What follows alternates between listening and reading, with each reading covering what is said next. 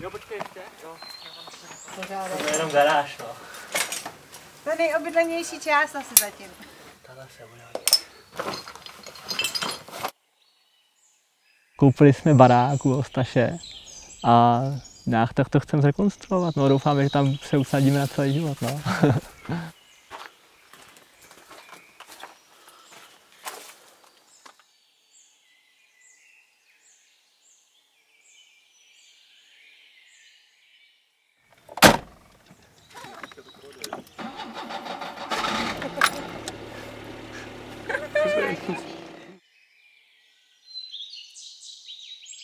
Ale Špařsko, Teplicko a Broumovsko, to pro ně to je úplně nejlepší místo k životu jako na světě, co existuje. Já teda jako nejsem úplně nějak moc cestovatel, to ne, takže úplně nemám objektivní hodnocení, jako tady, ale fakt je tady krásně. Třeba jako i v Alpách je pěkně, ale nemůžeš tam prostě žít jako s rodinou nebo tak, jako já nevím, jede v Šamu nebo tak. Jo.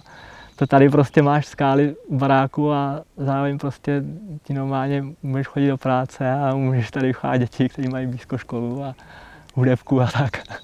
Takže to je prostě pro mě to ideální místo k životu tady, no.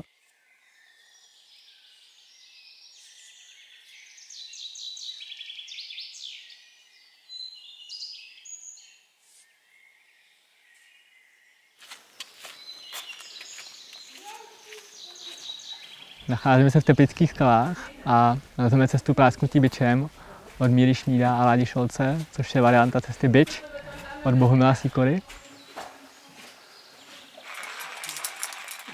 Asi největší krizovka dnešního dne byla, když jsme procházeli do skal, tak jsem hrdě ukázal svoji ČHS-ku, že jako můžu zadat, jo, tady. No a pak, když jsem přeskakoval ten turniket, tak jsem se trošku otočil, no. Tam udělal jsem takový skoro salto, no. Ale dobrý, přežil jsem to. To prásknutí bylo vezeno někdy na počátku 70. let a vlastně v tom průvodci je napsaný první Míra Šmíd, protože on to dolezl ten závěrečný rajbák. A vlastně klíč, to, co je na tom zajímavý, je ta převislá spára Žábovice, která následuje vlastně hnedka po tom odpojení od toho biče. A tu dal Láďa Šolc, který už v té době byl starý matador. Oni to pojmenovali pěkně, že jo, je to pěkný název a je to celkem logický název, že jo, protože napadá mě, že prostě ta spára spodní vypadá fakt tak bič, prostě to zakroucený. A pak prostě, když to narovnáš, tak prásknutí bičem. Ten bič má 3 kruhy, oni vlastně dolezli, že jo, vždycky ke 3.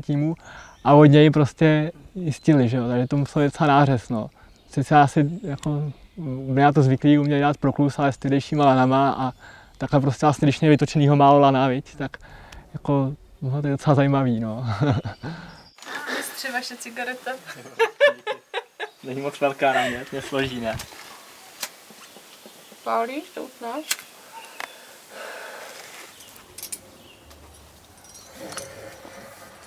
Začínáme teda, jak už jsem říkal, tím bičem od Bohumila Sýkory, což je 7Bčko.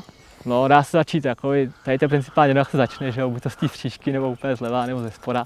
Asi by to měli ze spoda, no, já nevím.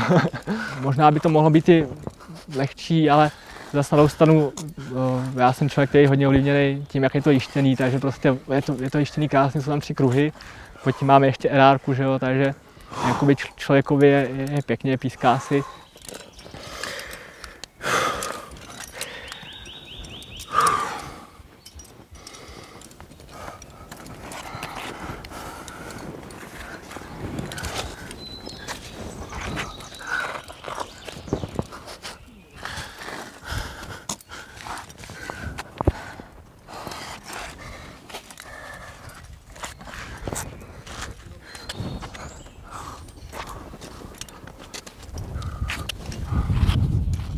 Možná to trošku jakoby pocitově snižuje tu klasu, ale fakt není to zrada, je to pěkný, člověk si to užívá. Někdo to lozí na sokola, což je plně trošku zbytečný, protože ta žába tam je fakt krásná a člověk si hezky odpočine prostě před tím, co ho čeká, nebo respektive nevysílí se. No.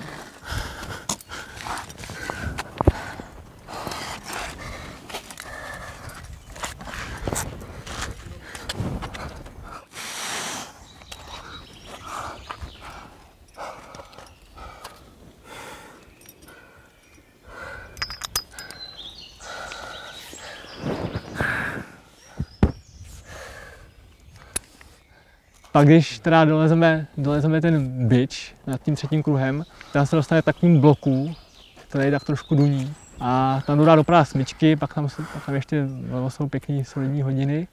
No a tam se pak teda odpojuje ten bič jakoby doleva do lehčího, do takové širočinky. Tam vlastně ty obtíže už pominou. Nicméně, my jsme se vydali přímo nahoru tím pěkným převízkem. Je to asi taková 4-5 metrů spára.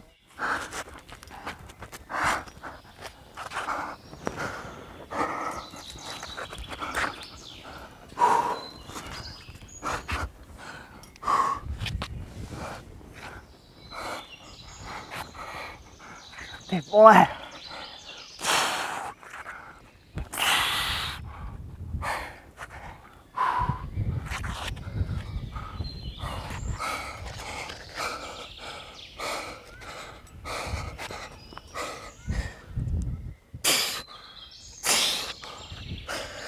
Napřed tlačen žábovicí, je dobrý to asi spíš vypadat jakoby na levý garde, anebo přímo jakoby palcema nahoru.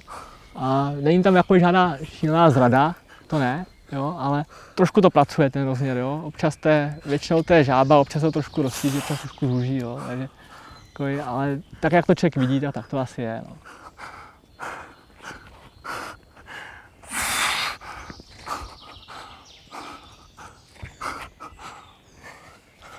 Nedrží do prdele. Když lezeš samozřejmě obecně žábovice, že jo, tak prostě základní pravidlo, které všichni známe, takový, že prostě když máš jednu dobrou, tak prostě ji nemůžeš pouštět, když ta druhá dobrá není, že jo. To všichni víme, ale prostě stejně, když mám prostě nervy, tak ji prostě pustím, pak mám 2 blbý, že jo. A když máš 2 blbý, tak nemůžeš ani jednu pustit. To pak jako nevíš moc, co máš dělat, no a pak nakonec stejně jednu pustit prostě musíš a musíš přehmátnout, no, ale prostě to je evergreen tohleto, no.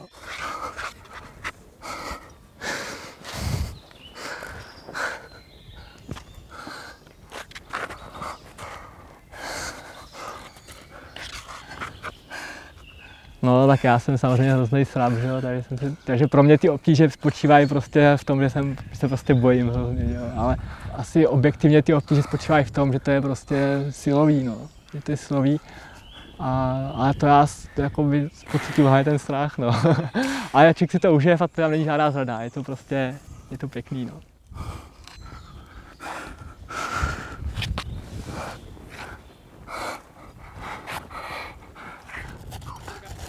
Jsem úplně vyřízený. Když už pak přelezeš ten převis, tu převislou žábovici, tak tam už pak následuje právě ten rajbáček, který dolejzal Míra Šmíd. A tam už to není nějak zrádný, tam už to je docela v pohodě. Jako je tam odles, je tam ještě smyčka jedna, asi, já nevím, 3 metry nad kruh. Jo. A dá se to, ale když je člověk jako už hotový z té spáry, tak už fakt nevá vůbec a nic.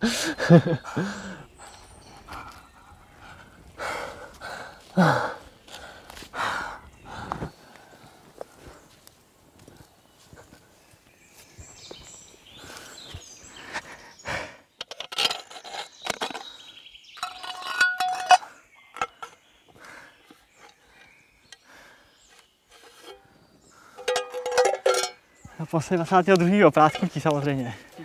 To je jenom prásknutí, no. 9.8. taky. 5.8. taky, prásknutí, furt prásknutí.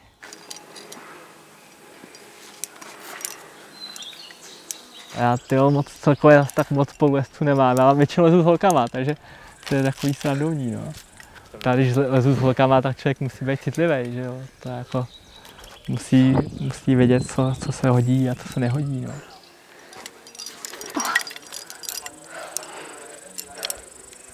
Teda Vašku, co dám? Jsi hustej. S tím tě, kamaráde. Neuvěřitelně. Hodí se určitě respektovat to, když se jí do něčeho nechce vyloženě, protože pak může být docela naštvaná. Líbí se, když se někam nespěchá, když to je pohoda, což jako na písku tak jako většinou bývá. To mám rád i já vlastně, jo. Když 1-2 cesty denně, to stačí. Jo.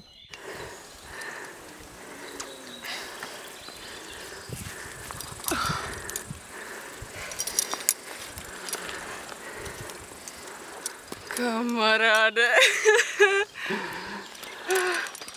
Cením. Čau. Čau. Ahoj.